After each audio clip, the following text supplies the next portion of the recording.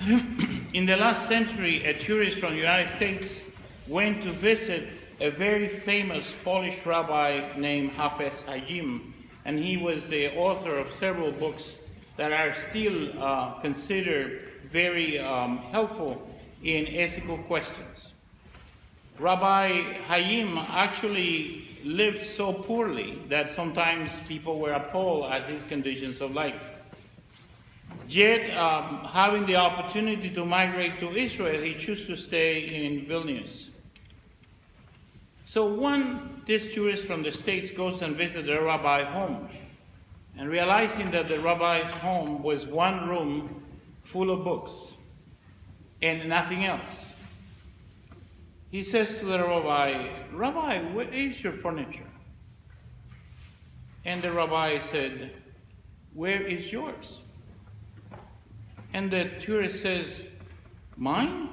I'm only a visitor here." And the rabbi replied, "So am I." We have a president that regularly creates controversy. We had a president before him that was rather boring. They are opposites in the political spectrum, in personality, in style, in everything, I think, even the color scheme. We may safely say that they have nothing in common, but yet they do. Their office is transient. They both will one day be ex-presidents. Furthermore, one day they both, the most powerful men of the most powerful country in the world, will become manure.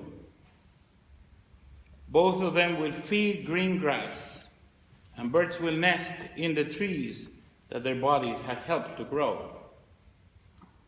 Anyone who cannot take with them what they own, be that prestige or legacy or power or money or history, will surely leave this world the same way he came in, naked. It was clear to Jesus and to all the Jews that were listening that at the end, Augustus, emperor, with all his might, with all his armies, with all his power, and all his coins, was just a mortal man that could not possibly be compared to God. Augustus could sprint a small piece of metal with a rather rough likeness of him, and spread such coin throughout his empire to enable people to pay taxes. But that was that. God, on the other hand, created the entire universe. In fact, all reality was created by him. The insulting coin, because remember, producing a coin with an image of someone who had declared himself divine within temple precinct was blasphemy and violation of the Ten Commandments. With all that might that Augustus produced, while God was sovereign of the universe, the gospel tells us that the question was product of deceit.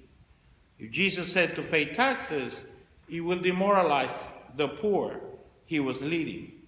If he said not to pay taxes, the Romans will have a reason to arrest him. So he returns the question to his questioners, just in the same way Rabbi Chaffetz did. You who are listening decide, whatever belongs to Caesar, give back to him. Send back his armies. Send back to him his local lackeys. Send back to him the temple leadership who have compromised the soul of God's people. And send also this small coin, by the way, the instrument of imperial taxation. Give back to him, because to God belongs everything else.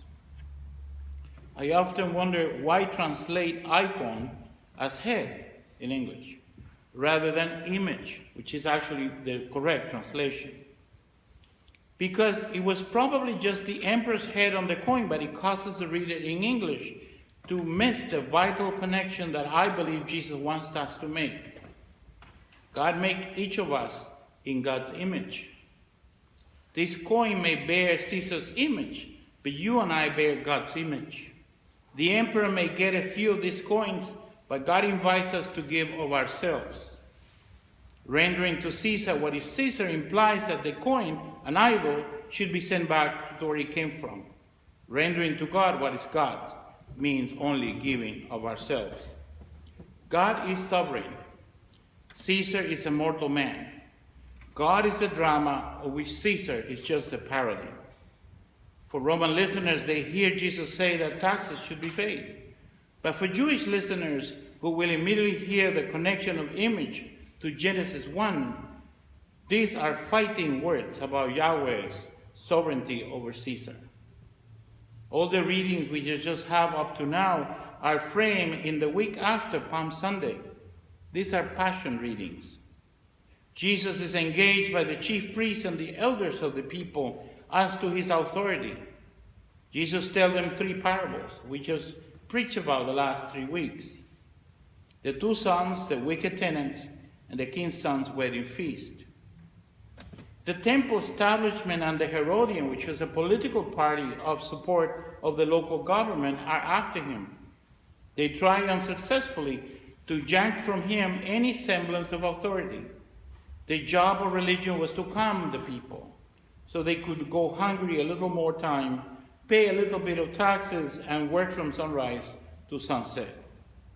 So divine authority was critical at this particular juncture. If Jesus could prove that what he said came from God, the clergy would lose their jobs, and the Romans would treat them as useless pawns. It is critical for the institutional surviving of religion to prove themselves useful by dealing with this garden variety revolutionary on their terms, by verbally defeating him, by entrapping him, by proving to the people who had received him triumphantly just a few days before as he was not God's son. And they failed over and over again. So Jesus' mastery of controversy forces the temple hand to change tactics and eventually deliver Jesus to the Roman authorities, because it was better for one man to die than not for all the people to suffer.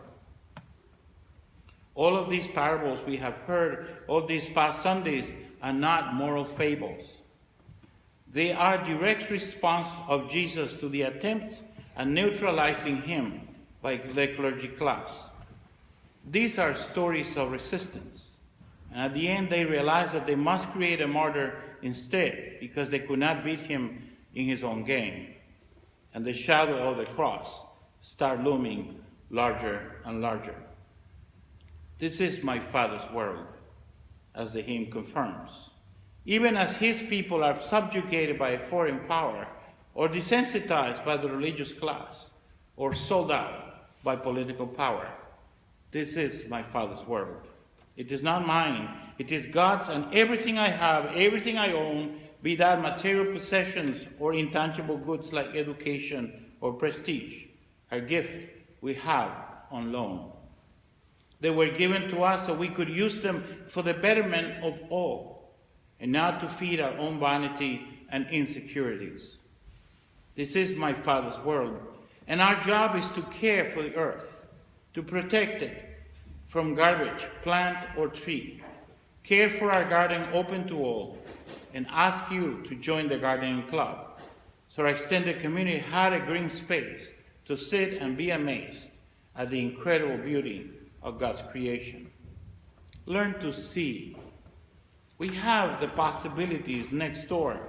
Learn to see with our own doing how a caterpillar can become a gorgeous monarch butterfly. And learn from that, even when you think you are in prison of your own circumstances, your education or your economic status, your age, the door has always been open. The possibilities are endless if you truly believe. This is our Father's world, not the world of the rich and powerful, or the world of the famous or the smart. This is our Father's world. These are stories of resistance. Write them in your heart. Give to Caesar this puny piece of metal, because the world belongs to God. Amen.